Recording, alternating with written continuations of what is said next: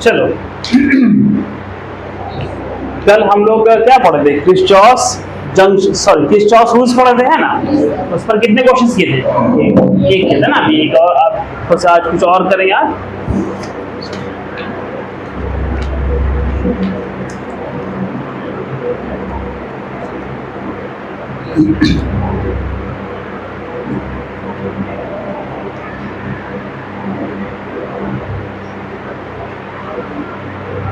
देखो सीबीएसई 2019 का क्वेश्चन देखो, ठीक है ना।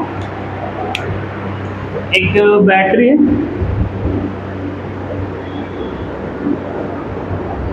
सेल,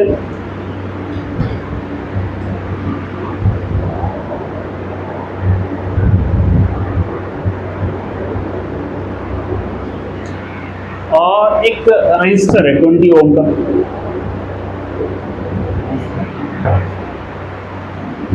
ये माइक है बच्चे, पॉकेट में है, ठीक है।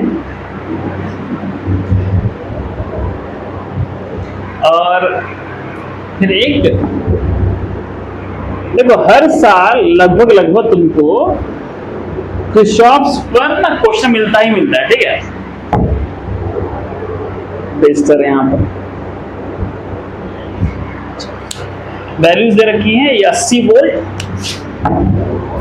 80 वोल्ट, ये तुम्हारा 20 ओम, 20 ओम, ये तुम्हारा 40 ओम, 40 वोल्ट, और ये है तुम्हारा 10 ओम, है ना। क्वेश्चन है find the current through 40 ohm and 20 ohm resistors, है ना। Find the current through 20 ohm and 40 ohm resistors, ठीक है। Find the current through 40 ohm and 20 ohm resistors, ठीक है। देखो क्वेश्चन, सीबीएसई 2019, सीबीएसई 2019 को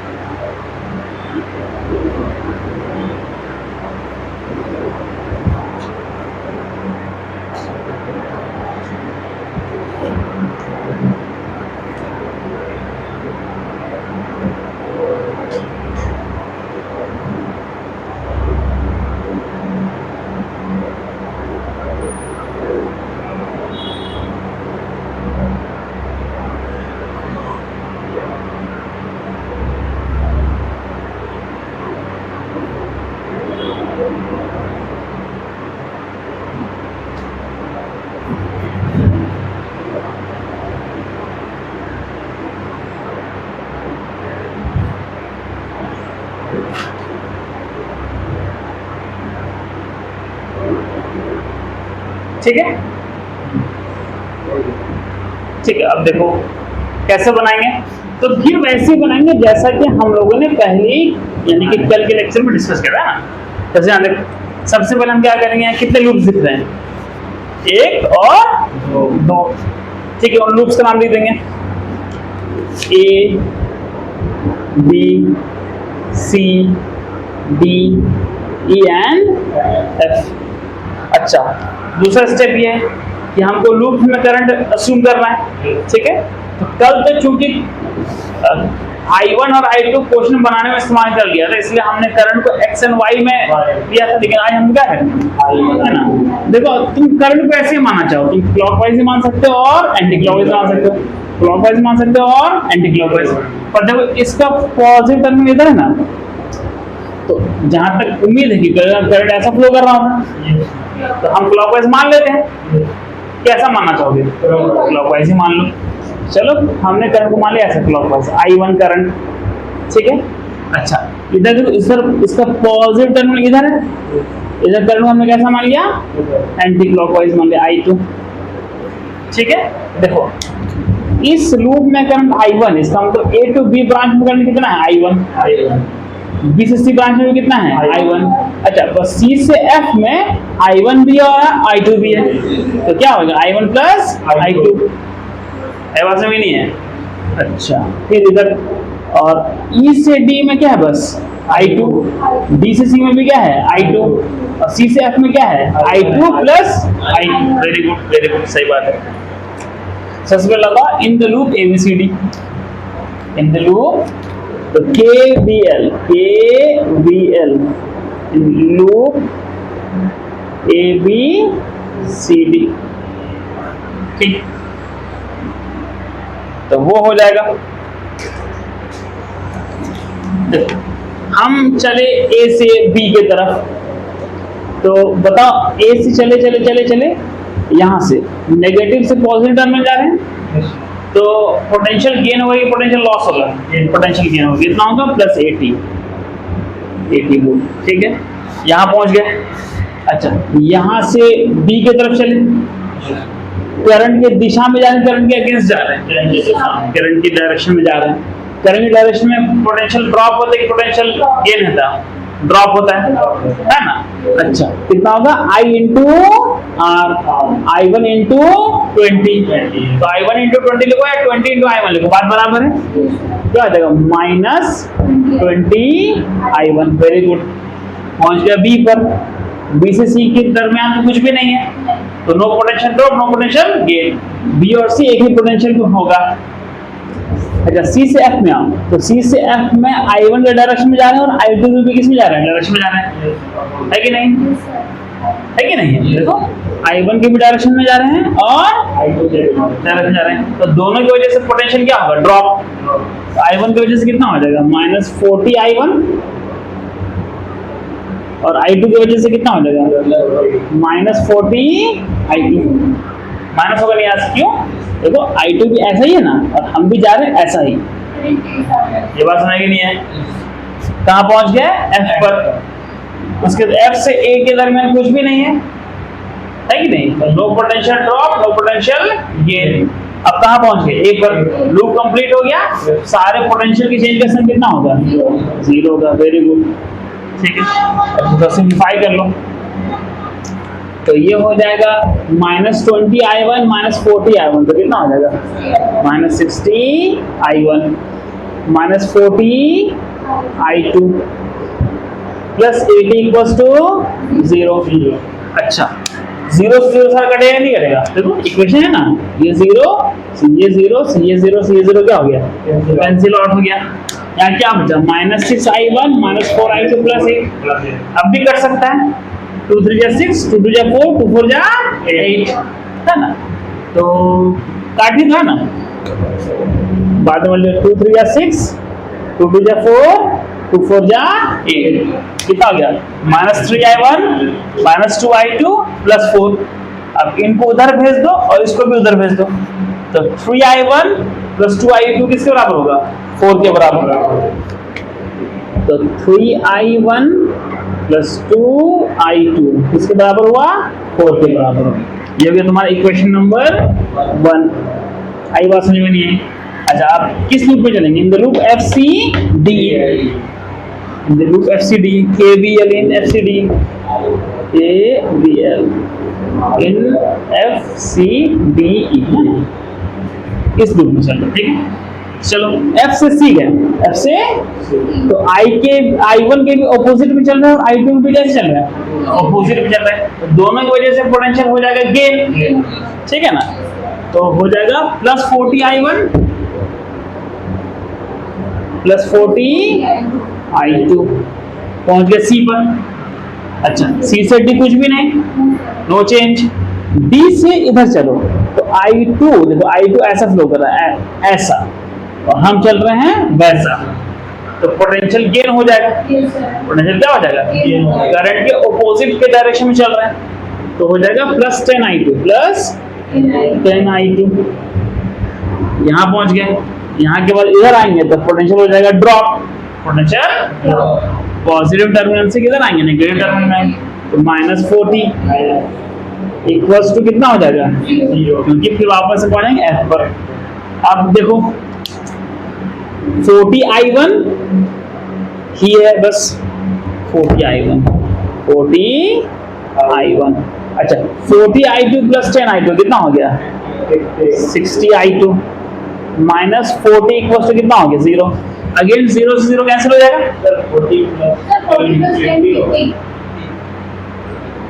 हाँ सही बात है, थैंक यू, है ना, 50 हो गया हमारा, ठीक है। अच्छा तो 0 से 0 क्या हो जाएगा? कैंसिल हो जाएगा, यहाँ से कैंसिल। तो क्या हो जाएगा बच्चे यहाँ पर? 4I1 plus 5I2 equals to 4I1 plus 5I2 equals to कितना हो गया? 4। इक्वेशन नंबर कितना हो गया? 2। अब इन दोनों को सॉल्व करना है। लीनियर इक्वेशन 2 वेरिएबल्स और क्लास 10 वाला। अब किसके कोएफिशिएंट को बराबर करना चाहोगे? I1 के कि I2 के? I1 को कर लो। I1 करने के लिए इसको मल्टीप्लाई करना पड़ेगा 4 से, इससे मल्टीप्लाई करना पड़ेगा 3 से, तो इक्वेशन 1 हो जाएगा ना। इक्वेशन 1 तुम्हारा हो जाएगा यहाँ सॉल्व करना।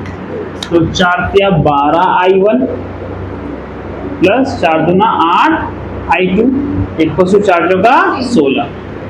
इधर कितना हो? 4 तिया 12I1 प्लस 5 तिया 15I2 इक्वल्स टू 4 तिया 12। अच्छा देखो दोनों I1 के कोएफिशिएंट 12 बराबर हो गए, दोनों का साइन भी सेम है, तो सबट्रैक्ट करेंगे कि ऐड करेंगे? सबट्रैक्ट करेंगे। क्या करेंगे बच्चे? सबट्रैक्ट करेंगे। सबट्रैक्ट करेंगे तो प्लस 12 जाएगा जो -12, प्लस 15 क्या हो जाएगा? -15। अब प्लस 12 हो जाएगा -12, ये खत्म हो जाएगा।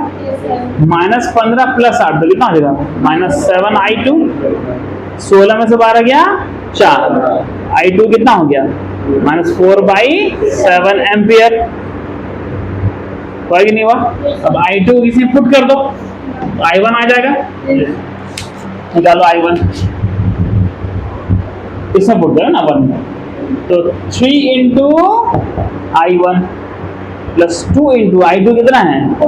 -4/7 equals to 4 equals to 3I1 -8/7 equals to 4, ये उधर चला गया। 3I1 equals to 8/7 plus 4, 28। 3I1 28 plus 8 कितना होता है? 36। कितना होता है? 36/7। और 12 तिया कितना होता है? 36। I1 कितना हो गया? 12/7 एम्पियर। अच्छा अब देखो एक इंपॉर्टेंट बात, I1 पॉजिटिव आया, यानी कि I1 की जो डायरेक्शन मानी थी हमने बिल्कुल सही मानी थी। I2 नेगेटिव है, इसका हमने एंटी क्लॉकवाइज माना, पर हकीकत में कैसे करंट है? क्लॉकवाइज है। तो करंट ऐसे बजाय के बजाय कैसे फ्लो कर रहा है? एक्चुअली में ऐसे फ्लो कर रहा है। पास में क्या नहीं है? लिखो। तो अच्छा हमसे क्वेश्चन पूछा था कि find the current in the 20 ampere and 40 ampere, है कि नहीं? तो 20 एम्पियर से I1 फ्लो कर रहा है, नहीं 20 एम्पियर से कितना करंट फ्लो कर रहा है?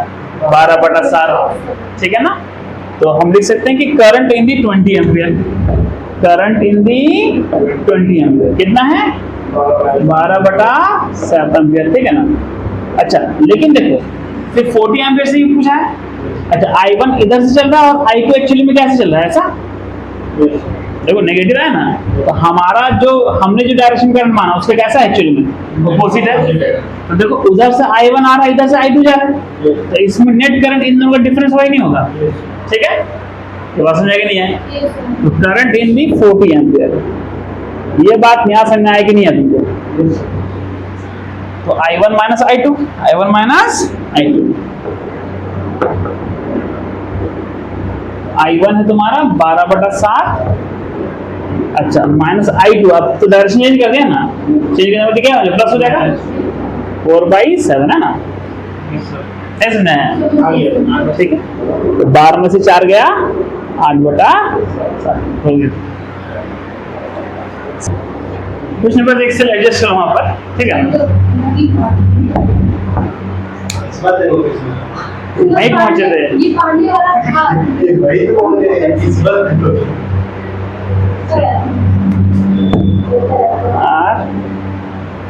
ये 4 volt,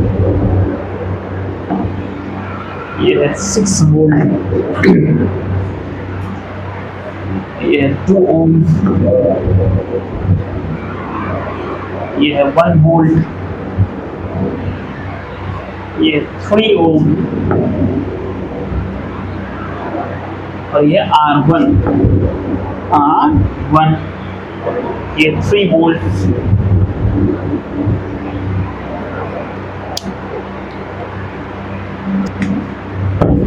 Find the potential difference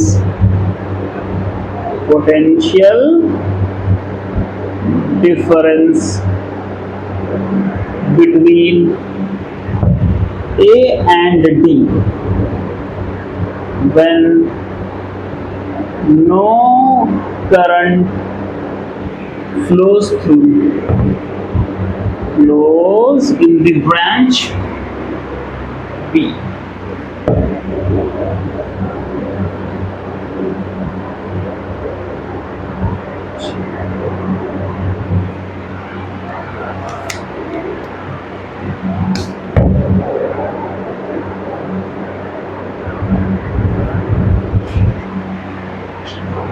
Find the potential difference between A and D when no current flows in the branch B. ठीक,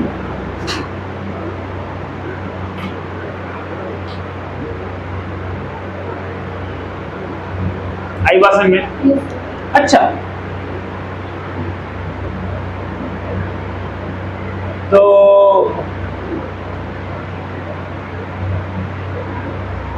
अगर ब्रांच बी में कोई करंट फ्लो नहीं कर रहा है कि नहीं, इसका मतलब क्या है कि ई और बी एक ही पोटेंशियल पर होंगे कि नहीं होंगे? या तो करंट को फ्लो करने के लिए पोटेंशियल डिफरेंस की रिक्वायरमेंट होती है, पोटेंशियल डिफरेंस नहीं हुआ तो करंट फ्लो नहीं करेगा। अब यहाँ बोला करंट फ्लो नहीं कर रहा है, इसका मतलब पॉइंट ई और पॉइंट बी एक ही पोटेंशियल पर होंगे कि नहीं होंगे? ठीक है, इतना पता है कि पॉइंट ई और पॉइंट बी एक ही पोटेंशियल पर होंगे। चलो तो इसको रब करते हैं। इसका मतलब ये है कि हम ये लिख सकते हैं ना कि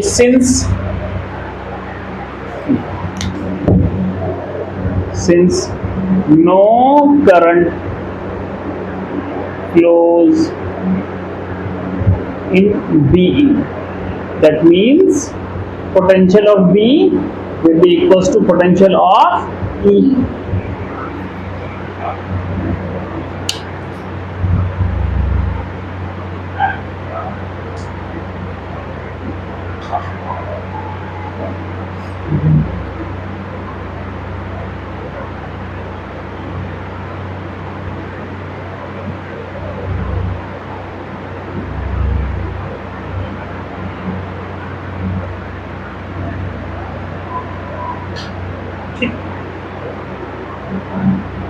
तो अब हम लोग लगाएंगे पहले किरचॉफ रूल। क्या लगाएंगे?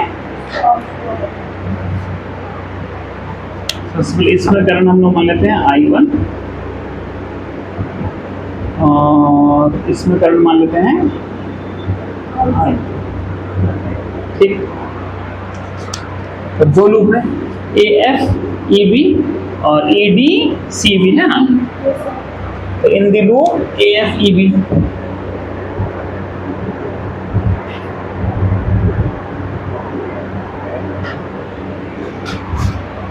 कहीं चल रहे हैं ना, यहाँ चल रहे हैं, यहाँ तो चल रहे हैं A से F की ओर, तो करंट की दिशा में चल रहा है I1 की दिशा में, तो पोटेंशियल हो जाएगा ड्रॉप, तो ना I into R -2I1 -2I1 पहुंच गए यहाँ पर, फिर इधर गए तो +1 वोल्ट गेन किए,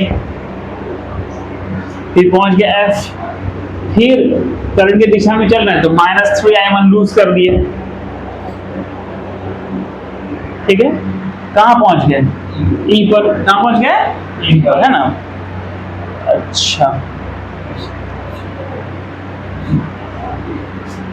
अच्छा, इधर से इधर आएंगे तो I1 की दिशा में चल रहे होंगे ना, ये हो जाएगा -I1 R1, और I2 के अगेंस्ट चल रहे होंगे तो +I2 R1, I2 R1। याद देखो, अगर I1 इस ब्रांच में तो करंट है ही नहीं, हमको तो ऑलरेडी पता है, ठीक है ना? तो हम ये लिख सकते हैं कि इसको तो मिटा ही सकते हैं यहाँ पर, यानी कि जीरो करंट कितना है? जीरो है, तो यहाँ पर तो कुछ भी नहीं होगा। यहाँ पहुंच जाएंगे, यहाँ के बाद इधर आएंगे तो पोटेंशियल क्या होगा? गेन होगा 3 वोल्ट, है कि नहीं? आई बात समझ में नहीं आई? उसके कहाँ पहुंच गए? बी पर। बी से आई इधर, कितना हो गया? 6 = 0। तो 6 3 और 1 10, अब -3i1 -2i1 तो कितना? -5i1 + 10 = 0, तो 5i1 = कितना हो गया? 10। अरे -2i1 -3i1 5i1 हुआ कि नहीं हुआ? उधर भेज दो +5i1, इधर कितना बचे? 6 3 और 1 10, ठीक है? तो i1 कितना के बच्चे? 2 एम्पियर। i1 कितना हो गया? 2 एम्पियर, है ना?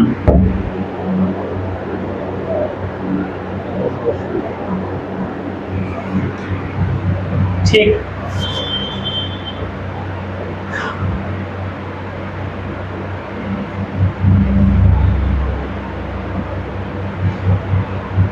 अच्छा एक चीज और देखो, जितने पॉइंट पर E है, D और E एक साथ जुड़ा हुआ है कि नहीं जुड़ा हुआ है? तो जितना पोटेंशियल E का होगा उतना पोटेंशियल कितना होगा? D का होगा, ठीक है? तो यहाँ देखो, अब हम देखो यहाँ पर मान लो यहाँ पर 0 पोटेंशियल था, यहाँ पर कितना पोटेंशियल था? 0 से यहाँ आया तो 6 वोल्ट का पोटेंशियल। फिर अब हम बेसिकली देखो, हमको A और D के बीच पोटेंशियल डिफरेंस निकालना है। अच्छा, A और E के बीच निकाल देंगे तो बात बराबर हो जाएगा ना, क्योंकि E और D का पोटेंशियल कैसा है? सेम है। कैसा है? सेम है। अच्छा, पॉइंट A पर कुछ पोटेंशियल होगा, अरे पॉइंट A पर कुछ पोटेंशियल होगा नहीं होगा? ठीक है, तो मान लो पॉइंट A का पोटेंशियल है VA, कितना है? VA कितना है? VA। पॉइंट A का पोटेंशियल कितना है? VA। अच्छा, अब हम देखो, अब यहाँ से गए इधर, यहाँ से गए इधर, तो VA से कुछ गिरेगा, पोटेंशियल क्या होगा? ड्रॉप। पोटेंशियल कितना होगा? ड्रॉप। कितना होगा? -2i1 फिर पहुंच गए यहाँ पर, उसके बाद पोटेंशियल कितना होगा? Gain 1 volt. फिर कहाँ पहुंच गए? F पर।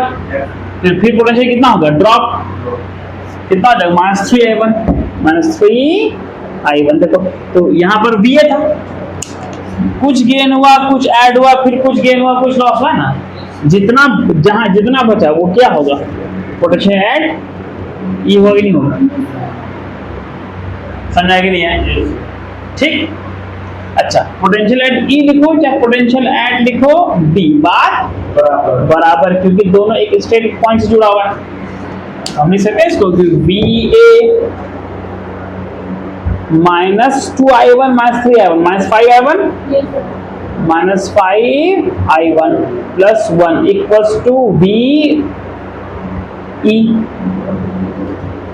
VD, है ना? किसके बीच हमको पोटेंशियल डिफरेंस निकालना था? A और D के बीच, है ना? VD, ठीक।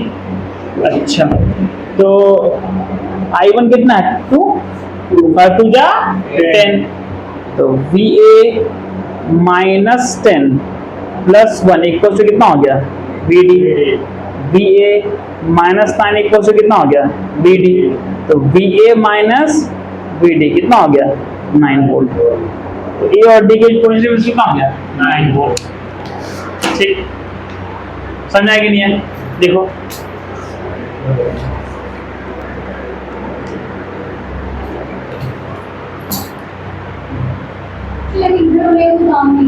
कौन से वाले का? हाँ, ये रिडंडेंट है, ठीक है ना, बस ये समझ लो एक तरह से तुमको कंफ्यूज कराने के, है ना।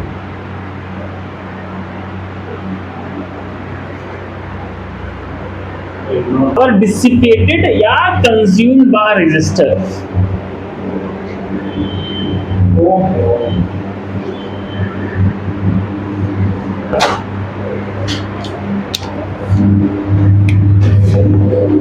Power dissipated or consumed by a resistor.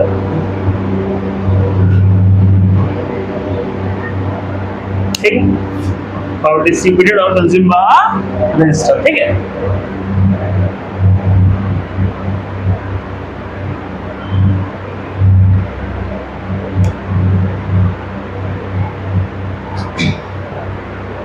देखो, इसमें हम लोग कोई भी नई बात नहीं पढ़ेंगे, इसमें हम वही बात पढ़ेंगे जो क्लास 10 में ऑलरेडी पढ़ चुके हैं, पर वो तो काफी पुराना बात हो गया है ना, 2 साल पहले का बात हो गया, तो भूल गए हो गए। चल देखो, मान लीजिए तो एक रजिस्टर है ना, एक तो बस रजिस्टर है और उसमें से करंट फ्लो कर रहा है आई, उस रजिस्टर का रेजिस्टेंस है R, ठीक है, और उसके अक्रॉस का पोटेंशियल डिफरेंस है V।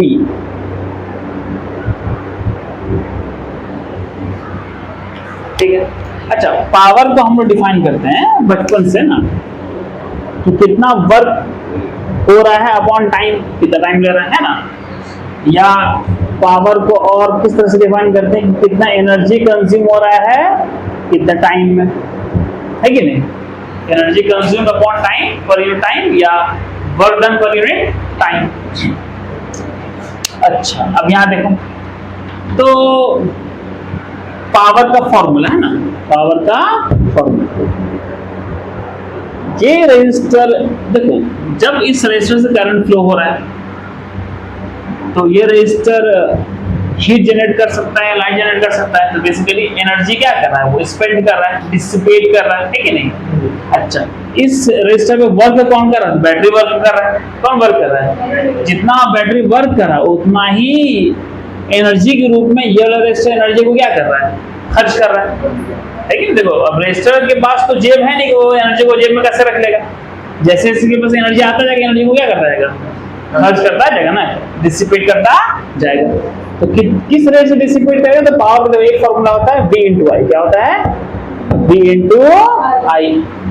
यानी कि अगर किसी रेजिस्टर के अक्रॉस का पोटेंशियल डिफरेंस तुमको मालूम है और उससे फ्लो करने वाला करंट तुमको मालूम है, तो उसका पावर को निकालने के लिए V और I को बस सिंपली क्या कर दोगे, मल्टीप्लाई कर दोगे। क्या कर दोगे, मल्टीप्लाई कर दोगे। अच्छा, मान लो V और I नहीं पता है, मान लो पता है I और R। क्या पता है, I और R। तो देखो, दूसरा जो फॉर्मूला होता है, मान लो कि किसी रजिस्टर से फ्लो करने वाला करंट तुमको मालूम है और उस रजिस्टर का रेजिस्टेंस पता है, उस रजिस्टर के द्वारा डिसिपेट किया हुआ जो पावर है वो क्या होगा, I² into R। मान लो कि I भी नहीं पता है, ठीक है, तो तीसरा फॉर्मूला लगाओ, V² upon R, V² upon R। यानी कि अगर मान लो किसी रजिस्टर के अक्रॉस का पोटेंशियल डिफरेंस मालूम है और उस रजिस्टर का रेजिस्टेंस पता है, तो पावर हो जाएगा V² upon R।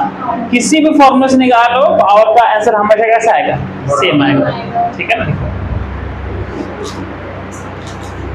कुछ और बातें, पावर की जो SI यूनिट होती है वो होती है जूल्स पर सेकंड। क्या होता है, जूल्स पर सेकंड, और इसी को बोलते हैं वॉट। क्या बोलते हैं, वॉट बोलते हैं, कैपिटल W से लिखते हैं।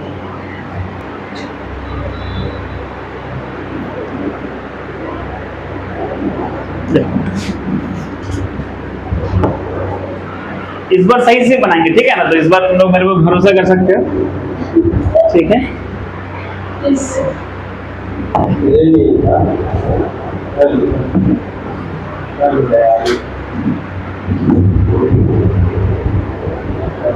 ये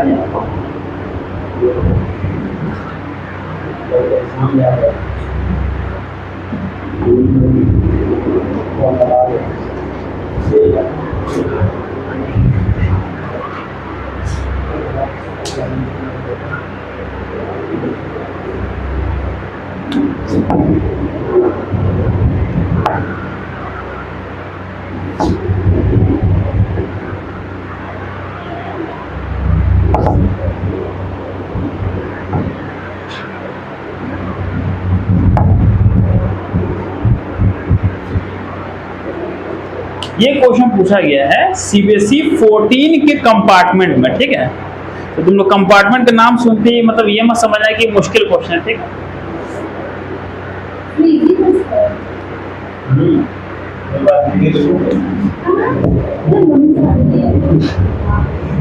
क्या हो ऐसा कुछ कर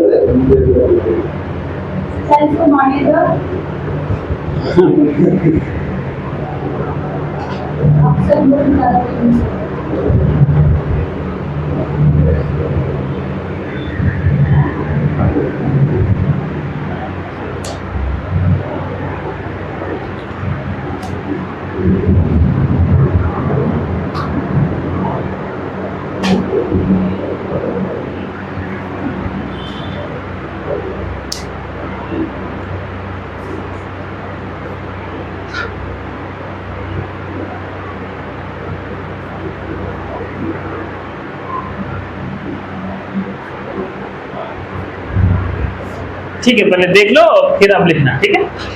देखो हमको क्या करना है, ये जो 4 ओम का रेजिस्टर है उससे वो कितना पावर डिसिपेट कर रहा है ना, कितना कंज्यूम कर रहा है वो निकालना है। सबसे पहले देखो भाई कि हम लोग क्या बनाएंगे, लूप्स के नाम लिख देंगे A B C D E and F, ठीक है। फिर क्या assume करेंगे, करंट्स। क्या assume करेंगे, करंट्स। तो मान लो कि इसमें करंट फ्लो कर रहा है ऐसा I1 और इसमें करंट फ्लो कर रहा है ऐसा I2। तो I1 और I2 दोनों एक ही डायरेक्शन मान लिया हमने, ठीक है ना।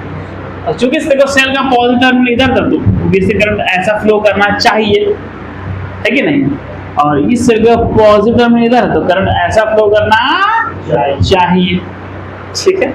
अच्छा आप लगाओ KVL इन लूप ABCF, ठीक है। सोल्यूशन KVL इन ABCF आई भाषा में। अच्छा पहले ए से चलो, ए से गए और एक सेल जंप किए तो 12 वोल्ट जंप किए पॉजिटिव से नेगेटिव, तो -12 वोल्ट होगा कि, ठीक है। तो -12, ठीक है। अच्छा उसके बाद करंट के ऑपोजिट चल रहा है तो +2I1, तब गड़बड़ कर दिया क्या। अच्छा यहाँ पहुंच गए, अब करंट के अभी भी कैसा चल रहे हैं, ऑपोजिट चल रहे हैं। तो 4I1 + 4I2 कहाँ पहुंच गए, F पर। फिर कहाँ पहुंच गए, A पर, ठीक है। =0 तो 4 2 6 एम्पियर यहाँ ठीक से, ठीक है। +4I2, इस बार गड़बड़ नहीं होना चाहिए, -12 को उधर भेज दो, ठीक है ना। तो +12, अब काट दो बच्चे।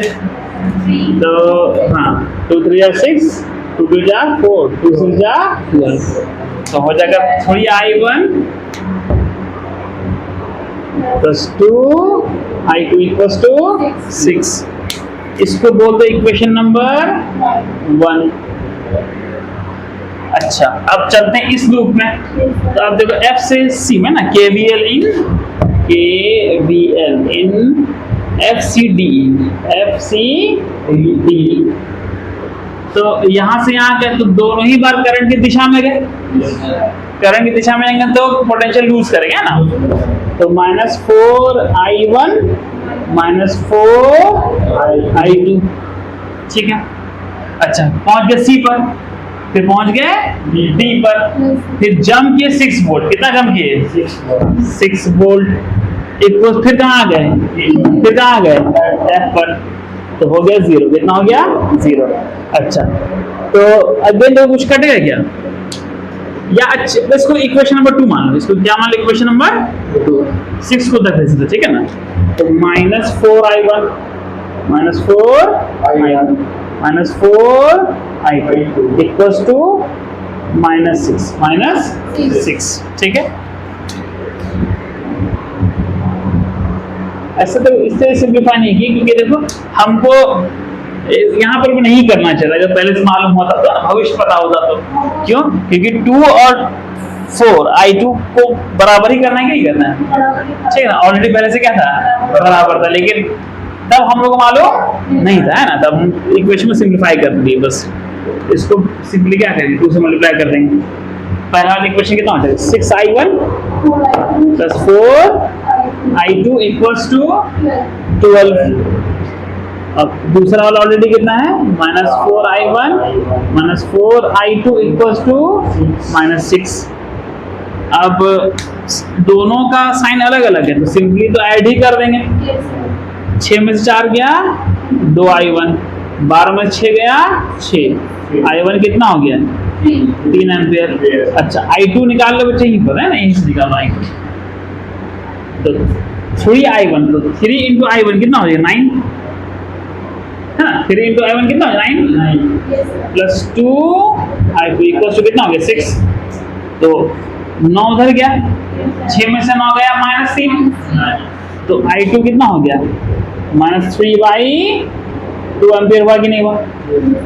इसका मतलब करंट ऐसे फ्लो करने के बजाय कैसा फ्लो कर रहा है, ऐसा फ्लो कर रहा है कि नहीं। पहले इतना लिखोगे, रुको क्योंकि हमको जाना है ना, तो हम पहले इस जगह पे सॉल्व कर देते हैं, ठीक है। तो देखो, तो करंट इन 4 एम्पियर है ना, देखो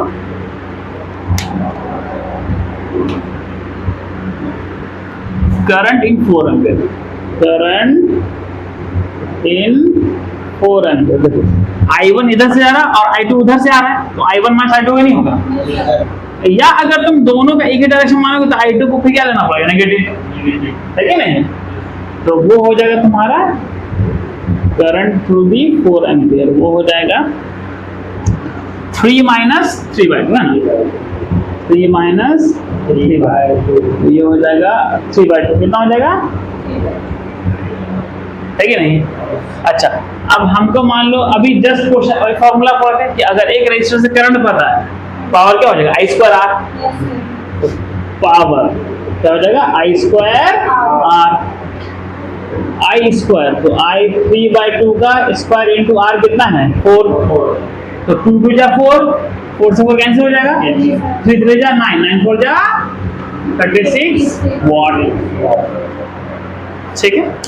चलो तो हमने आज कई सारे CBSE के PYQ कर लिए, कल आओगे तो पढ़ा देंगे व्हीटस्टोन ब्रिज पे क्वेश्चन भी करवा देंगे।